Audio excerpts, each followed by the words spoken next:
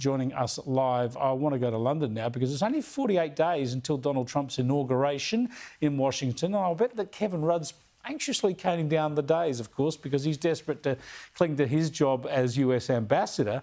And he's in strife, of course, for, among other things, calling Donald Trump a traitor to the West. There's lots of guesswork as to whether or not Kevin Rudd will be able to stay in the role. Former Prime Minister Julia Gillard, as I showed you at the top of the program, has awkwardly avoided speculating. Have another look at what Sophie Elsworth put to Julia Gillard in London late last week. Said on Platform X, he's the most destructive president in history. He's a traitor to the West. He's removed those posts. What's your view on this, and is it appropriate that he remains in that role as Australia's ambassador to the US? Just from an abundance of caution in terms of the Australian news cycle, let me just say Australia picks its ambassadors. It's picked Kevin Rudd, who's doing a very good job for our country in the United States. Sophie Elsworth joins me live from London. Good to talk to you, Sophie. I mean, how much fun are you having already turning up at a Julia Gillard event and asking her about Kevin Rudd? She wasn't very convincing. She seemed to say what she felt she had to say, right? Well, it was really interesting, Chris, because I went to this event where she was talking about politics. I asked her about politics. The moderator was not very pleased with me. He basically said, you don't have to answer the question. But really bizarrely, 6 minutes later, she came back to my question and answered it very awkwardly, praising Kevin Rudd. So the viewers can make up their own mind whether she actually means what she said or not. But I think it is a question people want to know. She's a colleague of his. She's a former Prime Minister. Does she think he's fit for office in that role?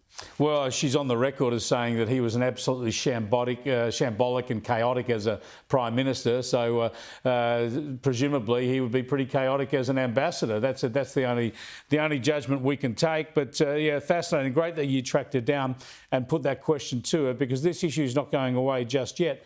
I want to get you on UK politics now, because Keir Starmer, the Labor Prime Minister of only 6 months, is in all sorts of strife, isn't he? Immigration seems to be one of his biggest issues, and he's promising to get tough on that. We hear that a lot from the left, and they never deliver. But there's also this petition out to try and have a fresh election to get rid of him already. Tell us about just the climate there at the moment and how he's coping. Well, that's right, Chris. There was this petition. There's nearly 3 million signatures calling for another election. But he has had a really shocking start since he took office in July. He's had the party scandals, the spending scandals, the freebies that he's been getting. Yeah. He just had a minister last week. She got sacked because she had reported a phone stolen, which turned out wasn't stolen. So he's had issues with his own staff. There's been a whole range of problems here. He's had a really bad start. And people, when I'm talking to them every day out in the street, I'm asking them what is their concern. And there's two things that stick out for me, Chris. It's migration and cost of living, which is very similar to what you have back there in Australia. Exactly. The same issues will be big in our election next year. Now, speaking of what the people in the street are saying, you talk to them about Australia's social media laws. This has been big news around the world to limit social media for 16-year-olds and under. And here's what some of the POMs had to say to Sophie on the streets of London. It's a good and bad in everything. It's how it's used. I think it's a great idea, but I'm not sure that it would be easy to carry out. It's the parents' choice. It's the parents' responsibility. Parents need to take control of their children, and they need to be one in charge of what the children can view and what they can't. If I go onto something, I can ask them if I'm allowed on it. Interesting stuff, Sophie, because everybody sort of agrees with the outcome here. Everyone wants the same outcome, but we're really a guinea pig for the rest of the world on this stuff now.